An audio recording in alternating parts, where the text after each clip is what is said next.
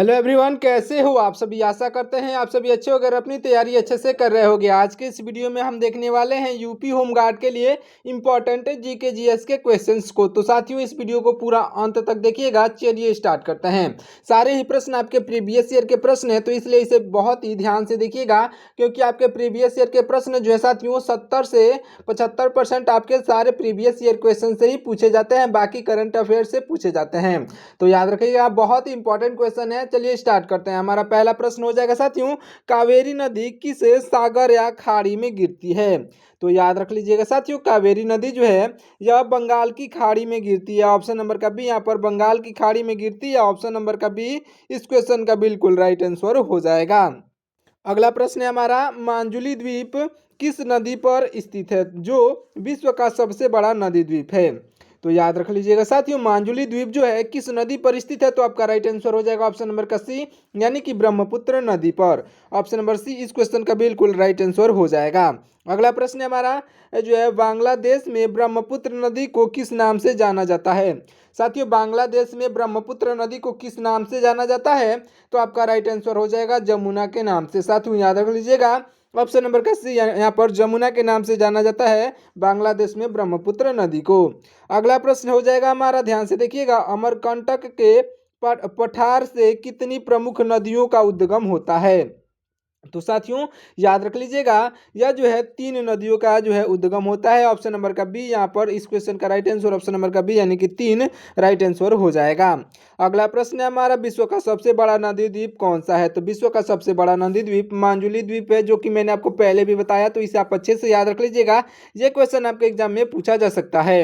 अगला प्रश्न है हमारा, भारत की सबसे ऊंची मीनार कौन सी है। साथियों, हमारे भारत देश में जो सबसे ऊंची मीनार है यह साथियों कुतुब मीनार है। ऑप्शन नंबर का सी इस क्वेश्चन का बिल्कुल राइट आंसर हो जाएगा। तो इसे आप अच्छे से याद रख लीजिएगा, कुतुब मीनार आपका राइट आंसर हो जाएगा। अगला प्रश्न है हमारा, कुतुब मीनार किस शहर में स्थित है। याद रखिएगा साथियों, यह जो है दिल्ली में स्थित है। कहाँ पर। ऑप्शन नंबर का सी दिल्ली इस क्वेश्चन का राइट आंसर हो जाएगा।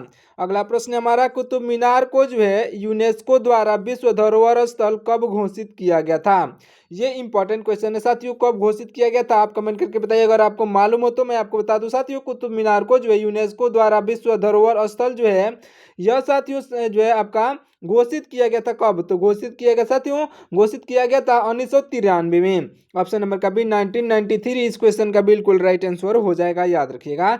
अगला प्रश्न देखिए, अगला प्रश्न हमारा, आरएनए का प्रमुख कार्य क्या है। साथियों, आरएनए का प्रमुख कार्य जो होता है यह होता है साथियों प्रोटीन संश्लेषण में सहायता। साथियों, प्रोटीन संश्लेषण में सहायता। ऑप्शन नंबर का बी इस क्वेश्चन का बिल्कुल राइट आंसर हो जाएगा, याद रख लीजिएगा। ऑप्शन नंबर का बी राइट आंसर होगा। अगला प्रश्न है हमारा, डीएनए से आरएनए बनाने की प्रक्रिया को क्या कहते हैं। साथियों, डीएनए से आरएनए बनाने की प्रक्रिया को जो है यह आपका जो है क्या कहा जाता है साथियों, यह कहा जाता है ट्रांसक्रिप्शन। ट्रांसक्रिप्शन कहा जाता है। ऑप्शन नंबर का सी इस क्वेश्चन का राइट आंसर हो जाएगा। अगला प्रश्न देखिएगा, अगला प्रश्न है हमारा, वास्तविक नियंत्रण रेखा यानी कि एलएसी किन दो देशों के बीच की सीमा रेखा है। तो आपका राइट आंसर हो जाएगा साथियों, ये जो एलएसी रेखा है यह एलएसी रेखा साथियों आपके भारत और चीन के बीच की 2 रेखाएं हैं। ऑप्शन नंबर का जो है सी, यहाँ पर भारत और चीन आपका बिल्कुल राइट आंसर हो जाएगा। अगला प्रश्न है हमारा, पुडुचेरी देखिएगा, ये जो है पुडुचेरी की नींव किस वर्ष रखी गई थी। तो आपका राइट आंसर साथियों हो जाएगा, इसकी नींव जो रखी गई थी यह रखी गई थी 1773 में। कब रखी गई थी। तो ऑप्शन नंबर का सी यहाँ पर 1773 आपका राइट आंसर हो जाएगा।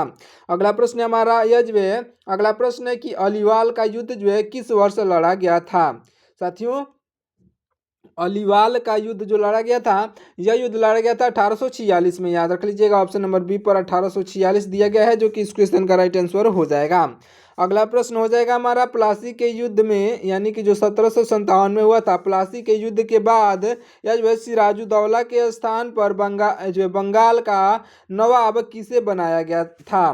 तो साथियों याद रख लीजिएगा, उस समय जो बंगाल का नवाब बनाया गया था मीर जाफर को, याद रख लीजिएगा मीर जाफर, जो कि आपका ऑप्शन नंबर जो है बी पर दिया गया है। तो इसे आप अच्छे से याद रख लीजिएगा, मीर कासिम नहीं मीर जाफर को रखा गया था। तो ऑप्शन नंबर का 20 क्वेश्चन का राइट आंसर हो जाएगा। अगला प्रश्न हो जाएगा हमारा, ध्यान से देखिएगा, देखिएगा अगला प्रश्न हो जाएगा कि नामदफा जो है नामदफा टाइगर रिजर्व यह किस राज्य में स्थित है। तो साथियों आपका राइट आंसर हो जाएगा ऑप्शन नंबर का सी, यानी कि अरुणाचल प्रदेश में स्थित है। ऑप्शन नंबर का सी, यहाँ पर अरुणाचल प्रदेश दिया गया है, जो कि आपका बिल्कुल राइट आंसर हो जाएगा। तो इसे आप अच्छे से याद रख लीजिएगा। अगला प्रश्न हो जाएगा हमारा, ध्यान से देखिएगा। अगला प्रश्न हो जाएगा कि भारत का सबसे बड़ा रेगिस्तान यानी कि मरुस्थल कौन सा है। हमारे भारत देश का सबसे बड़ा रेगिस्तान जो है साथियों थार मरुस्थल है। ऑप्शन नंबर का बी, यानी कि थार रेगिस्तान है। थार मरुस्थल आपका बिल्कुल राइट आंसर हो जाएगा। ध्यान दीजिएगा अगला प्रश्न हो जाएगा हमारा, थार रेगिस्तान मुख्य रूप से किस भारतीय राज्य में स्थित है। तो थार रेगिस्तान जो है साथियों यह मुख्य रूप से आपके राजस्थान में स्थित है। ऑप्शन नंबर का सी यहाँ पर राइट आंसर हो जाएगा। थार जो है थार रेगिस्तान यह जो है आपके राजस्थान में स्थित है। अगला प्रश्न हो जाएगा हमारा, भारत का सबसे बड़ा गुफा मंदिर कौन सा है। साथियों हमारे भारत देश का सबसे बड़ा गुफा मंदिर जो है यह आपका कैलाश मंदिर है, जो कि एलोरा में है। ऑप्शन नंबर का बी, ऑप्शन नंबर का सी, सॉरी दोस्तों देखिए यहाँ पर ऑप्शन नंबर का सी एलोरा इस क्वेश्चन का बिल्कुल राइट आंसर हो जाएगा। अगला प्रश्न देखिएगा, अगला प्रश्न हो जाएगा कि कृषि लागत और जो है मूल्य आयोग यानी कि CACP द्वारा न्यूनतम समर्थन मूल्य यानी कि MSP वर्ष में कितनी बार तय किया जाता है। तो आपका राइट आंसर साथियों हो जाएगा, पूरे वर्ष में जो है 2 बार ही तय किया जाता है। ऑप्शन नंबर का बी, यहाँ पर 2 बार तय किया जाता है। ऑप्शन नंबर का बी राइट आंसर हो जाएगा।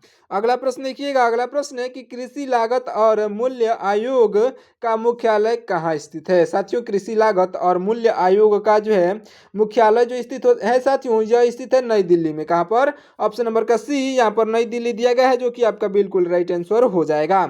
अगला प्रश्न है हमारा, वाल्मीकि टाइगर रिजर्व किस राज्य में स्थित है। साथियों वाल्मीकि टाइगर रिजर्व जो है यह स्थित है आपके ऑप्शन नंबर का बी, यानी कि बिहार में। ऑप्शन नंबर बी पर बिहार दिया गया है, जो कि आपका राइट आंसर हो जाएगा।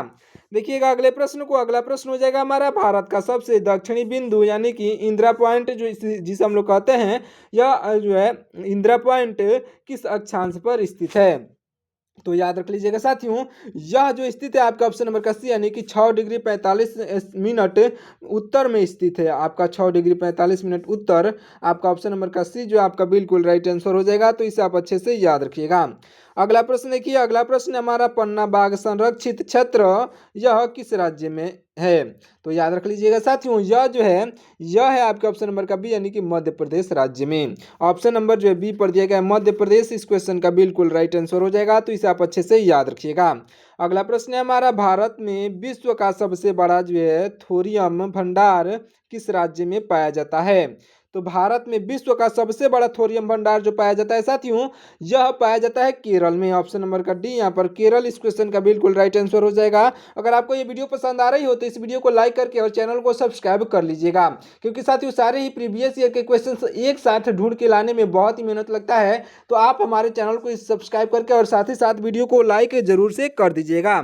चलिए देखते हैं अगले प्रश्न को। हमारा अगला प्रश्न हो जाएगा कि एलोरा का प्रसिद्ध कैलाश मंदिर कहाँ पर स्थित है।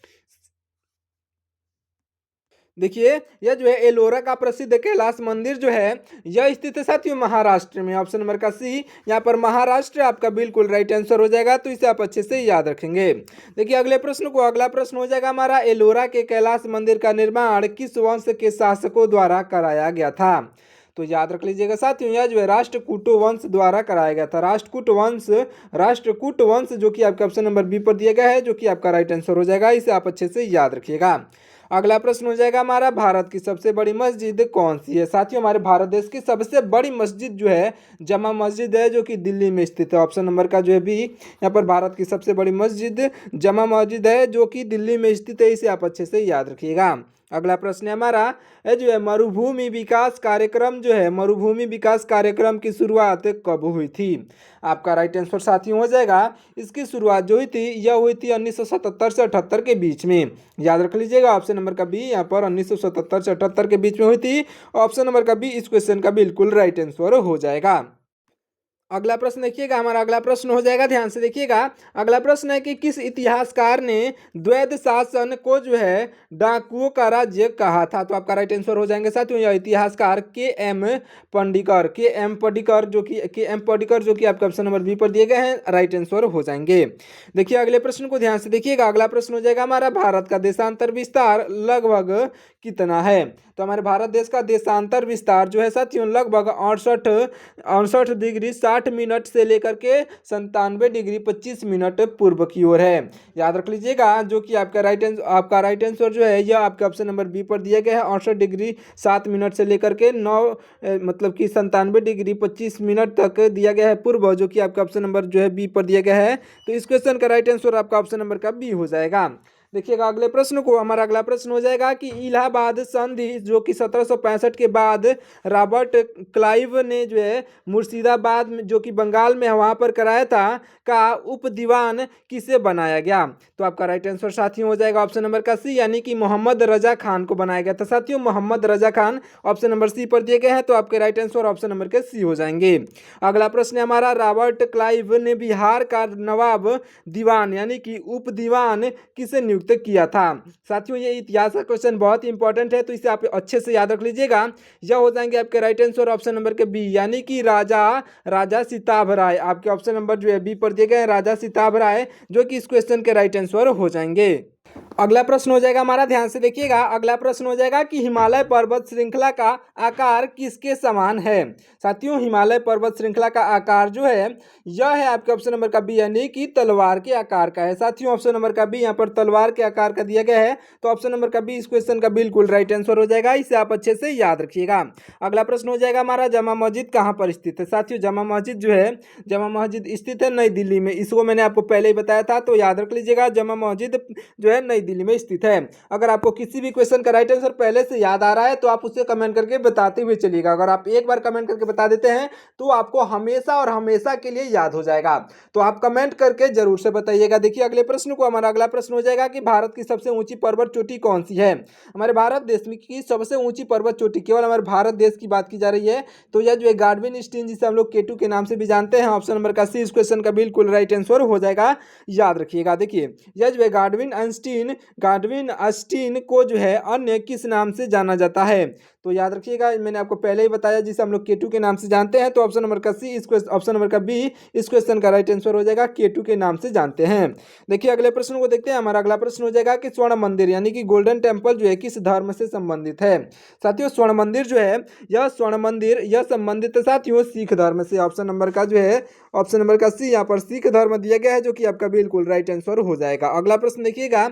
अगला प्रश्न है हमारा, कृषि मूल्य आयोग का नाम बदल करके कृषि लागत और जो है मूल्य आयोग कब किया गया था? तो आपका राइट आंसर साथियों हो जाएगा 1985 में किया गया था। ऑप्शन नंबर बी पर दिया गया 1985 इस क्वेश्चन का बिल्कुल राइट आंसर हो जाएगा।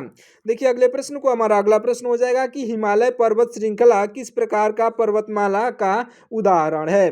साथियों हिमालय पर्वत श्रृंखला जो है किस प्रकार का पर्वतमाला का उदाहरण है? तो आपका राइट आंसर हो जाएगा ऑप्शन नंबर का सी, यानी कि साथियों युवा वलित पर्वतमाला का। याद रख लीजिएगा युवा वलित पर्वतमाला, जो कि आपके ऑप्शन नंबर सी पर दिया गया है, इस क्वेश्चन का राइट आंसर हो जाएगा। अगला प्रश्न है हमारा, सत्यमंगलम टाइगर रिजर्व किस राज्य में है? तो आपका राइट आंसर साथियों हो जाएगा ऑप्शन नंबर का सी, यानी कि तमिलनाडु में है। साथियों ऑप्शन नंबर का सी यहाँ पर तमिलनाडु इस क्वेश्चन का राइट आंसर हो जाएगा। अगला प्रश्न है हमारा, भारत किस महासागर के शीर्ष पर जो स्थित है जिसके नाम पर जो है इसका नामकरण हुआ है? तो आपका राइट आंसर साथियों हो जाएगा, यह जो आपका राइट आंसर हो जाएगा आपका ऑप्शन नंबर का आपका ऑप्शन नंबर का डी, यानी कि हिंद महासागर। ऑप्शन नंबर डी पर हिंद महासागर दिया गया है, इसी से हिंदुस्तान इसका नाम दिया गया था। इसे आप अच्छे से याद रखिएगा।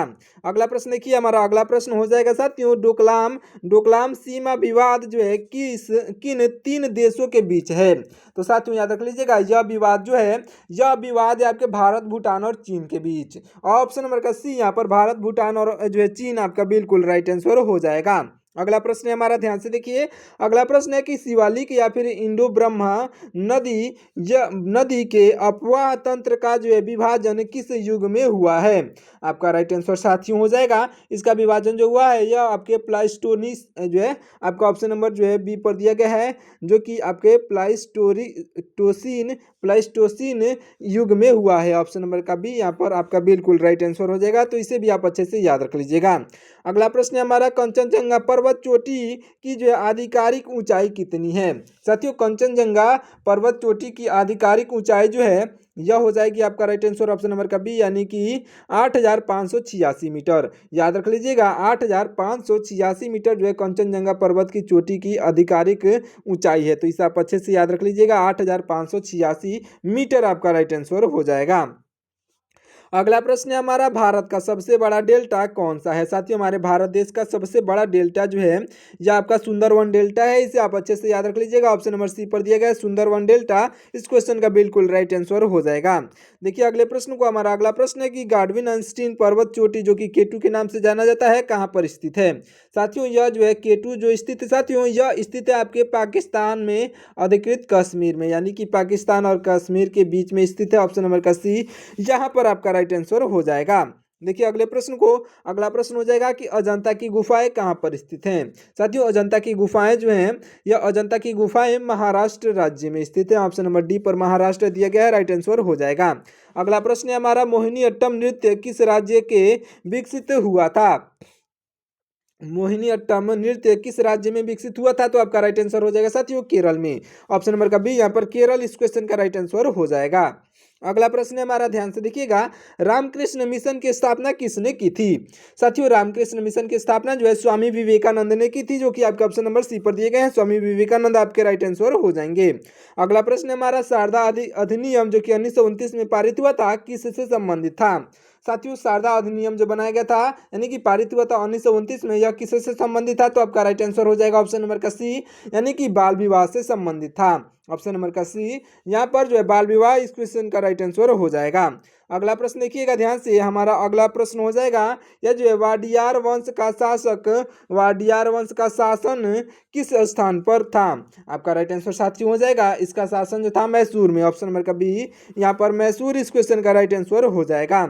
अगला प्रश्न देखिएगा, अगला प्रश्न है हमारा, भारत में जो है यरलुंग जंगबो, भारत में यरलुंग जंगबो जो है किस नदी का उपनाम है? आपका राइट आंसर हो जाएगा साथियों ऑप्शन नंबर का सी, यानी कि ब्रह्मपुत्र। ऑप्शन नंबर का सी ब्रह्मपुत्र का नाम है, याद रख लीजिएगा, ब्रह्मपुत्र का उपनाम है। तो आपका ऑप्शन नंबर का सी राइट आंसर होगा। अगला प्रश्न हो जाएगा हमारा, ध्यान से देखिएगा, अगला प्रश्न है कि मानस नदी जो है किस नदी की सहायता नदी है, सहायक नदी है? साथियों, मानस नदी जो है किस नदी की सहायक नदी है? तो आपका राइट आंसर हो जाएगा ऑप्शन नंबर का सी, यानी कि ब्रह्मपुत्र नदी का। ऑप्शन नंबर का सी यहाँ पर ब्रह्मपुत्र नदी इस क्वेश्चन का राइट आंसर हो जाएगा।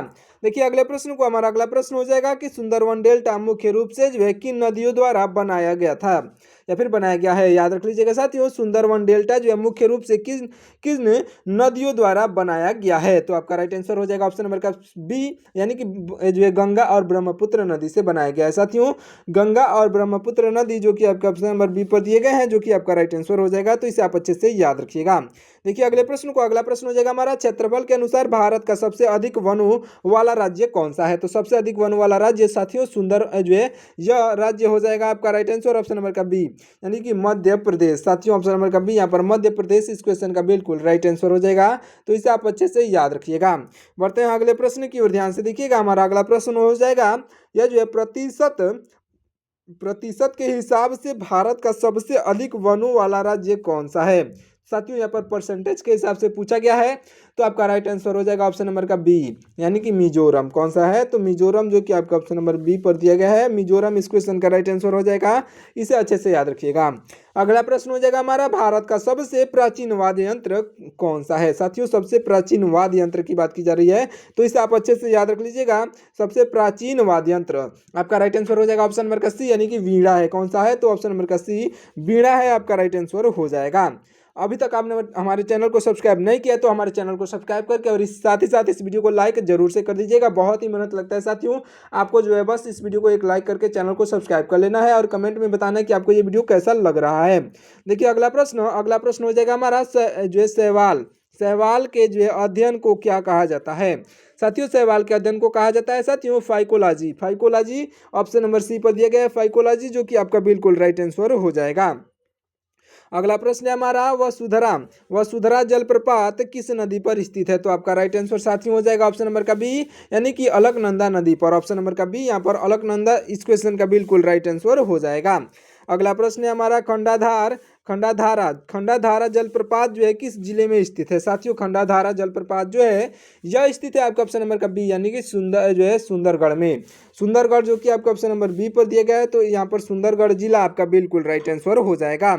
अगला प्रश्न देखिएगा, अगला प्रश्न हो जाएगा कि केती जलप्रपात जो है किस नदी पर स्थित है? तो आपका राइट आंसर साथियों हो जाएगा ऑप्शन नंबर का बी, यानी कि महाना नदी पर। ऑप्शन नंबर का बी इस क्वेश्चन का राइट आंसर होगा, महाना नदी आपका राइट आंसर हो जाएगा। अगला प्रश्न देखिएगा, अगला प्रश्न हो जाएगा हमारा सिंधु नदी का उद्गम स्थल कहाँ पर है? साथियों, सिंधु नदी का उद्गम स्थल जो है ये आपके कैलाश पर्वत है। कहाँ पर है? तो कैलाश पर्वत पर है। ऑप्शन नंबर का ए यहाँ पर कैलाश पर्वत इस क्वेश्चन का राइट आंसर हो जाएगा। देखिए अगले प्रश्न को, हमारा अगला प्रश्न हो जाएगा कि 1920 में भारतीय राष्ट्रीय कांग्रेस का विशेष अधिवेशन जो है कहाँ पर हुआ था?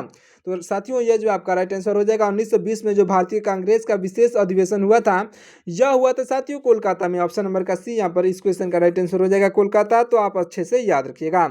अगला प्रश्न है कि अगला प्रश्न है कि भारत का सबसे बड़ा बंदरगाह जो कि सबसे बड़ा जो है कंटेनर जो है हैंडलिंग पोर्ट जो है कौन सा है? तो साथियों, भारत का सबसे बड़ा बंदरगाह जो है यह आपका राइट आंसर हो जाएगा ऑप्शन नंबर का डी, यानी कि मुंबई बंदरगाह है। याद रख लीजिएगा ऑप्शन नंबर का जो है आपका ऑप्शन नंबर का डी पर दिया गया है मुंबई बंदरगाह, तो आपका बिल्कुल राइट आंसर हो जाएगा। इसे आप अच्छे से याद रख लीजिएगा, मुंबई बंदरगाह यहाँ पर आपका ऑप्शन नंबर डी पर दिया गया है। चलिए देखते हैं अगले प्रश्न को। हमारा अगला प्रश्न हो जाएगा, ध्यान से देखिएगा, अगला प्रश्न हो जाएगा कि भारत का सर्वाधिक वर्षा वाला स्थान कौन सा है? हमारे भारत देश का सर्वाधिक वर्षा वाला स्थान जो है साथियों यह हो जाएगा आपका मासिन राम जो कि आपका ऑप्शन नंबर सी पर दिया गया है। इस क्वेश्चन का बिल्कुल राइट आंसर हो जाएगा। अगला प्रश्न ध्यान से देखिएगा, अगला प्रश्न इंपॉर्टेंट प्रश्न है, ध्यान से देखिए। अगला प्रश्न है कि भारत का सबसे लंबा रेलवे प्लेटफार्म कौन सा है? साथियों, हमारे भारत देश का वर्तमान में जो है हुबली रेलवे स्टेशन है, जो कि आपका ऑप्शन नंबर बी पर दिया गया है। हुबली रेलवे स्टेशन जो कि श्री सिद्धारूढ़ स्वामी जी स्टेशन के नाम से भी जाना जाता है। तो यह जो हुबली स्टेशन आपका बिल्कुल राइट आंसर हो जाएगा। तो इसे आप अच्छे से याद रखेंगे। अगला प्रश्न है हमारा यह जो अनावृति जो है, ध्यान से देखिएगा क्या है प्रश्न। हमारा अगला प्रश्न है कि अनावृत बीजी पौधों में जो है क्या नहीं पाया जाता है? यानी कि अनावृत बीजी पौधों में क्या नहीं पाया जाता है? तो इन चारों ऑप्शन में से साथियों यह जो है इन चारों ऑप्शंस में से आपके ऑप्शन नंबर का डी, यानी कि आवरण यानी कि फल नहीं पाया जाता है। ऑप्शन नंबर का जो है डी इस क्वेश्चन का राइट आंसर हो जाएगा। यह जो है आवरण नहीं पाया जाता है, नहीं तो जड़, तना और पत्ते ये जो है तीनों अनावृत बीजी पौधों में भी पाए जाते हैं। अगला और लास्ट प्रश्न ध्यान से देखिएगा, क्या है हमारा प्रश्न, ध्यान से देखिए। यह जो है आवृत बीजी पौधे में आवृत बीजी पौधों में क्या क्या पाया जाता है? तो याद रख लीजिएगा साथियों, आवृत बीजी पौधों में जो है यह क्या पाया जाता है? इन चार ऑप्शन में से एक कोई बताना है कि क्या पाया जाता है। तो आपका राइट आंसर साथियों हो जाएगा ऑप्शन नंबर का ए, यानी कि फल का आवरण पाया जाता है। और अनावृत जो है आवृत बीजी में देखिएगा, यहाँ पर आवृत बीजी में जो है आवृत बीजी पौधों में जो है फल का आवरण पाया जाता है, और अनावृत बीजी में जिसमें यानी कि जिसमें बीज नहीं होता है वहाँ पर जो है फल का आवरण नहीं पाया जाता है। यही अंतर है, तो इसे आप अच्छे से याद रख लीजिएगा। देखिए यह जो लास्ट प्रश्न है, इस प्रश्न का राइट आंसर आप कमेंट करके बताइएगा। देखिए क्या है प्रश्न कि 1909 के इंडियन काउंसिल एक्ट को जो है किस नाम से जाना जाता है? आप कमेंट करके जरूर से बताइएगा। साथियों, मिलते हैं किसी और वीडियो में, तब तक के लिए अपने दोस्तों के पास इस वीडियो को शेयर जरूर से करिएगा। शेयर करिएगा या फिर न करिएगा, आप इस वीडियो को एक लाइक जरूर से कर दीजिएगा। नीचे हाइप का ऑप्शन दिख रहा होगा तो हाइप भी जरूर से कर दीजिएगा, और साथ ही साथ चैनल को सब्सक्राइब कर लीजिएगा, क्योंकि ऐसे ही मोस्ट इंपॉर्टेंट क्वेश्चंस हम आपके लिए डेली लेकर आते रहते हैं। मिलते हैं किसी और वीडियो में, तब तक के लिए आपका बहुत बहुत धन्यवाद।